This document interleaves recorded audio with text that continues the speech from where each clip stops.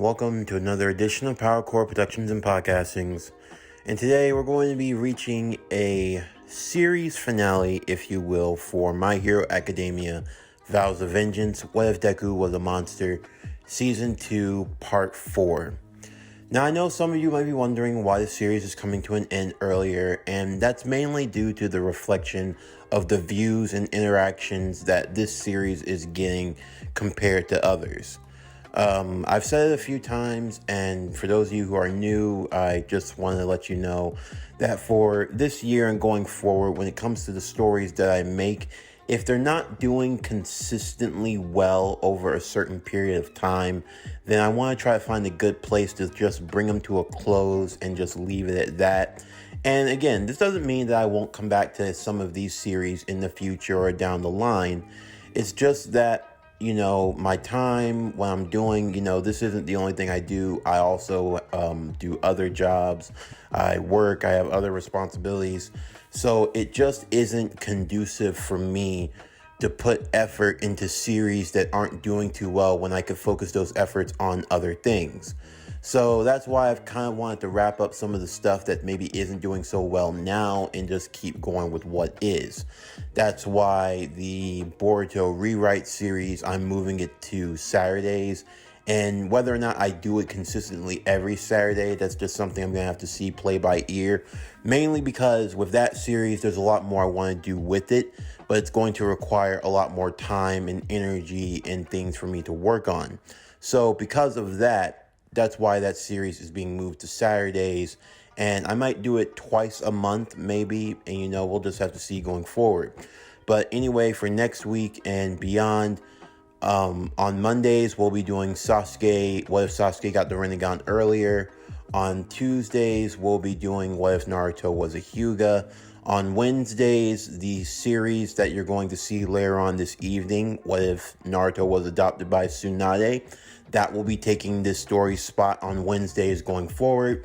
And as for Thursdays and Fridays, that'll still remain the same. We'll still be doing Avatar Lost, and we'll still be doing Naruto DxD. So those are not going anywhere. And that's basically just going to be the schedule going forward. There's not going to be any more schedule changes, nothing along those lines. Everything's just going to remain normal. And we're just going to finish those stories out, because once those stories are all finished, I'm actually going on vacation. I'm going to be taking a break. And when I come back, that's when we're going to be starting over into some bigger things. So keep that in mind going forward on the channel. But anyway, without further ado, let's get into today's video. So as always, sit back, relax, and enjoy the show.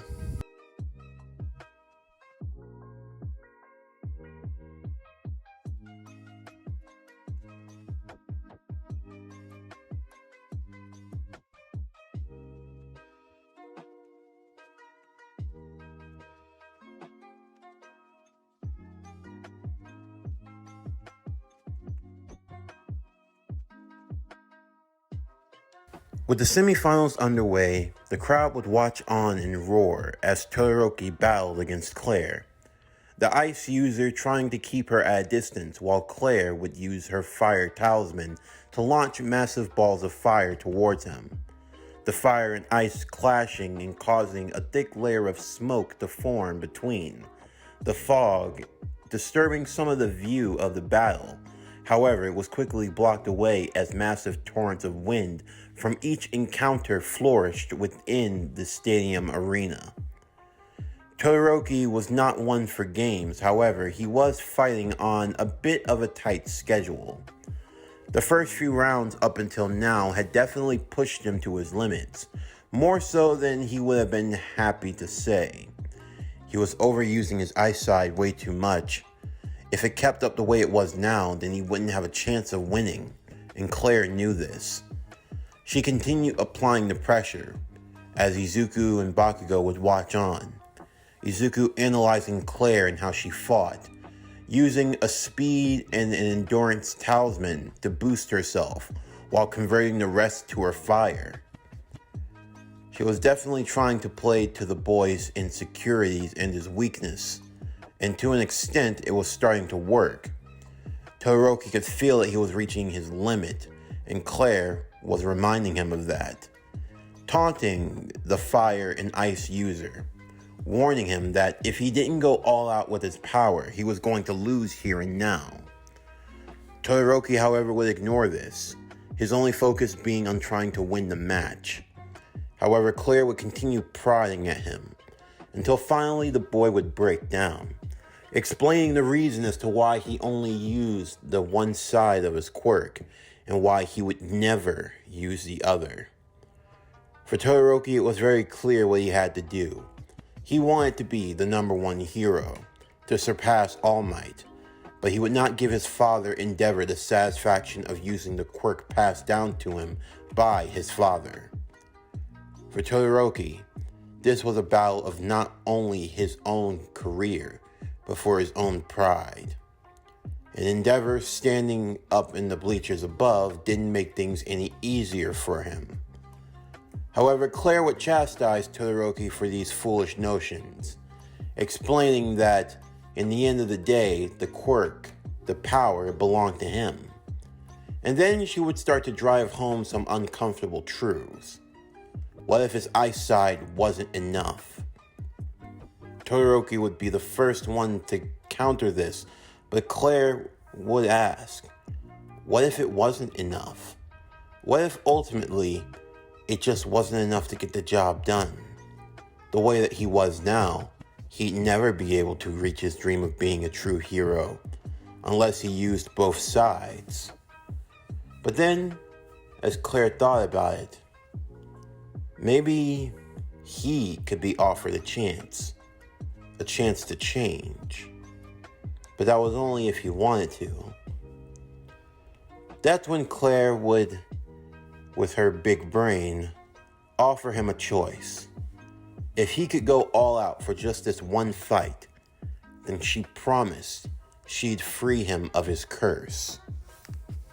Todoroki asked what she meant by this. Claire would tell him that she couldn't explain now, but if he truly hated his fire, if it truly disturbed him so much, she would offer him a chance to get rid of it. All he had to do was win this match, and he had to use his full abilities. For Todoroki, he wondered if she were telling the truth.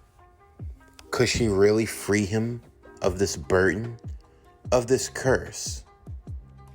She smiled, knowing she had caught his interest. The battle continued to rage and got more intense. For Todoroki, he thought she was just baiting him. But what reason would she have to lie? But at the same time, how could she possibly free him of the fire side of his quirk? It made no sense. But if she could this be the opportunity? Could this be what he was looking for? But then there was another thought that crossed his mind.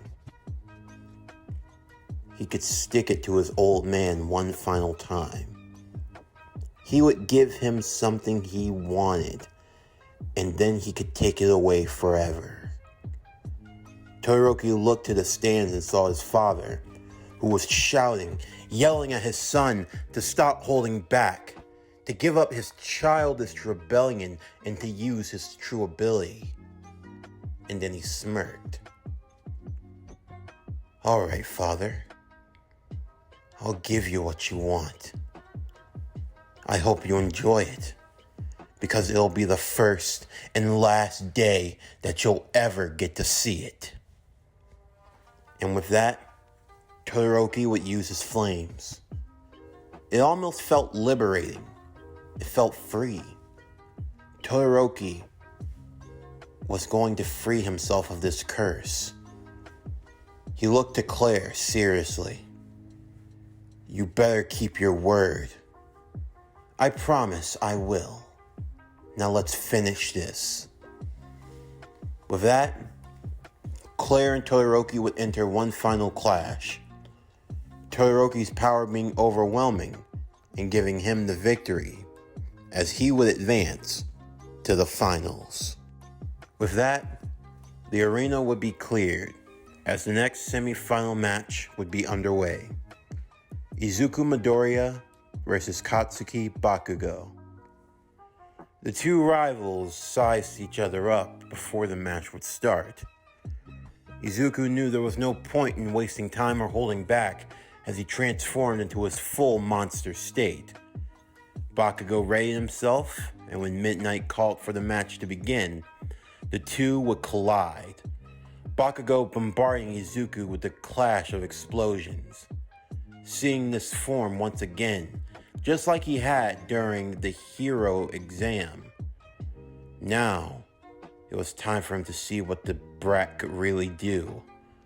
Bakugo would use his explosions to hover in the air, maneuvering and avoiding Izuku's strikes, before launching a counter of his own, striking from the left and striking from the right as well. However, Izuku was able to hold his own, his reflexes being able to match that of Bakugo's, if not outright surpassing him. For Izuku, there was too much on the line. There was no point in holding back, no point in trying to pretend that things weren't the way that they were. The two would fight in a ferocious battle, Izuku being burnt from multiple points and Bakugo taking a lot of hits that were starting to pile up. It was only a matter of time before something would have to give and one of them would have to break. Izuku still wasn't sure if he could truly finish him off. However, he knew that now was not the time to hesitate. Bakugo would use the howitzer impact, stunning Izuku right in the gut, forcing him to keel over, as he would flip over to the back of his head, delivering a point-blank range of explosion. He thought it would be enough to knock him out, and for a split second he had. However, Izuku would grab him with his left arm and slam him onto the ground once again. By the time Bakugo back up to his feet, Izuku would launch a series of combo strikes, to the head and to the body. Bakugo tried to counter with a few more explosions, but Izuku quickly kicked him away, before sending a roundhouse kick to the back of Bakugo's head, while Bakugo delivered an explosion uppercut to Izuku's chin, the two of them being sent flying in opposite directions. They would slowly crawl back to their feet, the two of them looking like they were fighting like deranged animals. The crowd, however, was more than enthralled with the matchup. These two kids, their abilities, they were something else. For Bakugo, he thought he had the advantage until he realized that Izuku had another ability, one that he had forgotten about but was quickly reminded of, as Izuku opened his mouth and a large ball of fire went shooting directly at him. Bakugo had to cup both of his hands together in an explosion in order to counter the fiery blast. However, in that split second while he was stunned, Izuku would attack once again. Bakugo, not seeing any way out, would have no choice as he held both of his palms to Izuku's eyes and delivered yet another explosion. The boy was blinded, and Bakugo, he could feel the pain finally piling up. The two of them would fall back, completely spent without anything left to give. As Izuku would slowly feel his eyesight returning to him, and Bakugo would slowly get back on his feet as well, they would attempt one final clash. The two would go racing towards one another, Bakugo charging up everything he had in his right palm for one final explosion, Izuku charging up all the strength he had into his fist to punch it away. The two hands of both the combatants would collide, causing a massive shockwave, an explosion that sent them both flying out of the ring. They both went slamming into the opposite walls that they had been slammed into, and they both collapsed to the ground. Bakugo was completely exhausted. Izuku was forced to transform back into his human state, with burn marks still on him. The two boys would be checked on immediately and was ruled as a double knockout. The battle would end in a tie. This left things rather tricky. On one hand, this was one of the most spectacular fights that the crowd had ever seen. But on the other hand, the fact that it ended in a double knockout meant that there would be no final round. Todoroki got the win by default, with him taking first, Bakugo and Izuku would split and both be placed in second, and Claire would take third. Of course, All Might would be the one presenting the awards, and he was pleased with how all of them had performed with one another. After the boys recovered for a bit, Claire and Todoroki would visit them. Of course, Izuku wondered what was going to happen now, but then Claire would have to tell Izuku what she had done, the promise she had made. Izuku couldn't believe it. They were trying to keep a secret, and one day 2 more people already knew? What were they going to do now? Could they afford to tell the truth?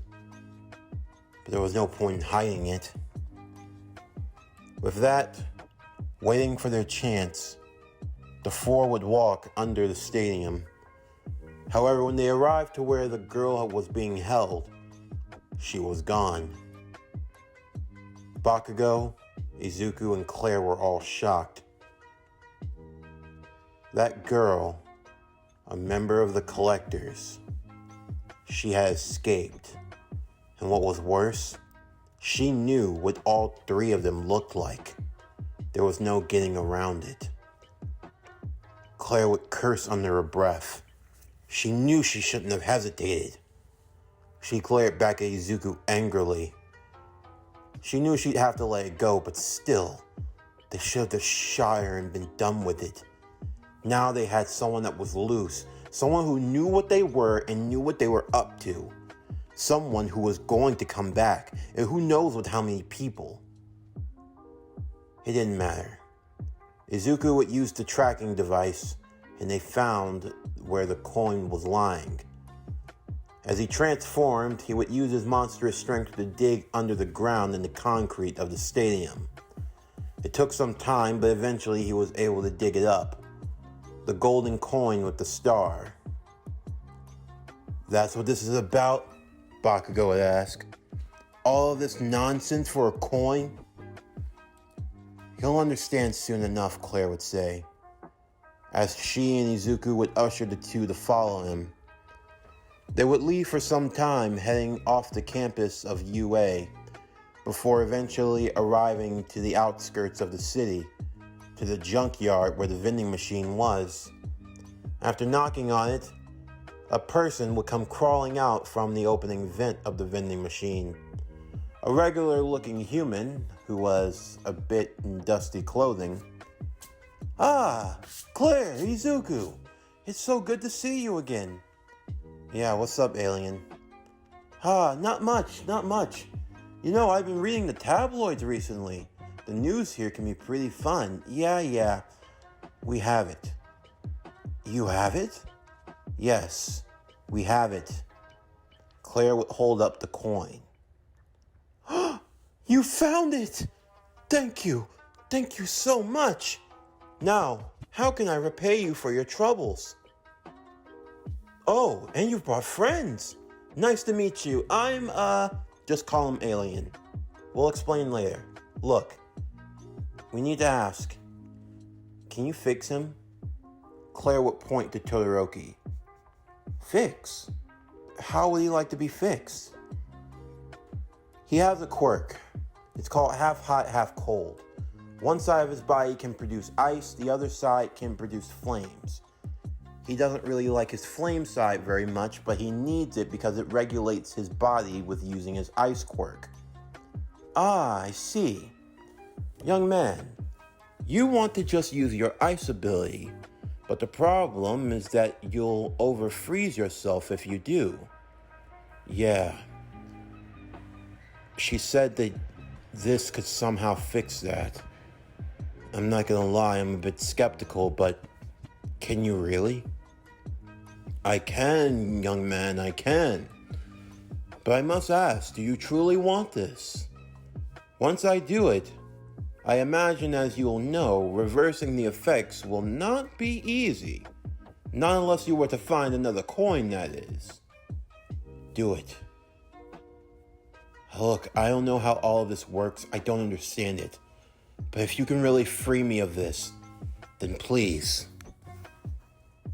Okay then. What to do.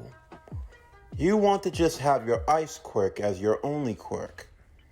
Then I guess the best thing I can do is transform your body. Instead of making it half hot, half cold, let's make you all cold. You'll become an ice master.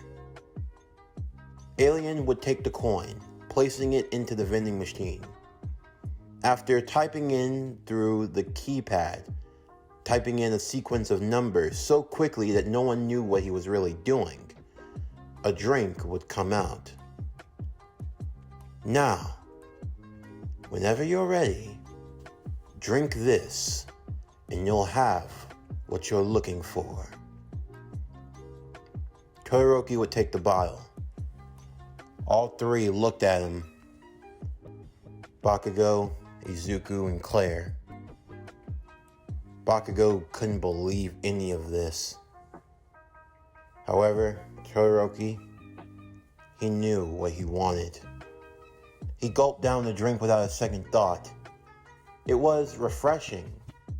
It tasted pleasant, although he couldn't really describe it. It was a sweet fruit, but also something tangy, citrusy a little. All the same, after drinking it, he waited a moment. Slowly but surely, a shiver ran down his spine and then washed all over him. He felt like he was cold, but it wasn't a bad cold. It felt, in a weird way, warm. He could feel a tingling sensation throughout all of his fingertips, down to his toes. He could feel a cold ice leave from his breath. Now try it. Todoroki held out both hands. As he did so, he would jut out ice from both sides. But when he did so, there was no recoil on his body. He didn't feel like he was going to overfreeze. How did you? Transfiguration, my friend. You could say that now, instead of being half hot, half cold, you're a cold master. The best way to describe this situation is that you are no longer someone who can just create ice. No, you yourself are ice. You could say that you're an Iceman. An Iceman? Precisely. You must now master the ice, the cold. You must make it one with you. The kids would look even more stunned at Todoroki. What's wrong? It's your hair. Alien would be surprised also, as Izuku held up his phone for Todoroki to look at his reflection. His hair was now pure white, and so were his eyes. The scar still remained, but even still, when he looked in the mirror, he saw his mother. He was happy. He was almost moved to tears. He was free. He felt free. How did you? Okay. I guess it's time we explain to you the truth. Everything. After a long time of explanation, both Bakugo and Todoroki couldn't believe what they had heard. Aliens from another planet, and these coins that can somehow transform a body? This is the origin of all quirks on Earth? Bakugo would ask. Yeah. So what about that girl underneath the stadium? What exactly was she after? This. Izuku would hold it up. That piece of junk? It's a device we made. It can help us track the coins. Really? Todoroki would ask. Yeah. It's kind of been our mission. We want to find all the coins, get them to Alien, and get him off the planet. Safe to say, he doesn't discriminate against who brings him the coins. What? If you bring me the coin, I have to grant you your wish. It's my obligation. It doesn't matter who it is. You mean some random villain could just come up to you with a coin and you'd give him whatever he wanted? Any power? Well, as you describe it, yes. I'm not a moral compass, my friend. Whatever you use the power for is up to you. I mean, safe to say, you all claim to be heroes, but what if you become villains one day? What was that? Bakugo would ask, getting angry at the alien, but Izuku would calm him down. He has a point, Kachan. It's not like it's never happened before. Heroes who become villains, villains who become heroes. There's no guarantee. Even if you came here with the purest of intent, who's to say that one day, what? You think that I could go evil? Well, what about you or her? Safe to say you two haven't always been on the up and up. And what about Icehead here? Look, all I'm saying is, it would just be a lot safer if no one could have access to this power. Easy for you to say. You've already had it used on you twice, and she used it to get her power, and now he's used it as well. I'm the only one here who hasn't gotten anything from it. You're right, and I'm sorry. I guess it's hypocritical for us to judge given what we've done. But even still, we want to try to do what's better. And you also want revenge for what happened to your dad. Izuku would hold his head down. That was true. He did want revenge. I don't judge you for it, Deku. If someone did that to my dad or my mom, I wouldn't rest until that bastard was 6 feet deep. I'll help you. What? I'll help you. At least until we catch the bitches that did this. I want to help too, Todoroki would say. You've done so much for me. It's the least I can do. Besides, the more help you have fighting against the collectors, the better, since there's no telling how many of them are there. Are you sure about this? Claire would ask. It's not going to be easy. Both Bakugo and Todoroki would nod in agreement. They were more than willing to help them. Todoroki for being freed of his flame quirk, and Bakugo helping out an old-time friend to avenge his father. The four of them would come to an agreement. They were going to work together. Whatever awaited them next, they would have to face it as a team. Their journey, their battle against the collectors, had now taken its next step. That's going to do it for the end of today's video. I want to thank you all for supporting this series, and thank you for everyone who has watched it from beginning to end. And again, if we can bring it back in the future, then I will definitely do so. Stay tuned for later on this evening, as we'll be having our second video come out, Naruto The Last Senju, What If Naruto Was Adopted by Tsunade Part 2. But anyway, that's going to do it for the end of today's video. I'm Javon Harrington with Power Core Productions and Podcastings, signing off, and I'll see you next time.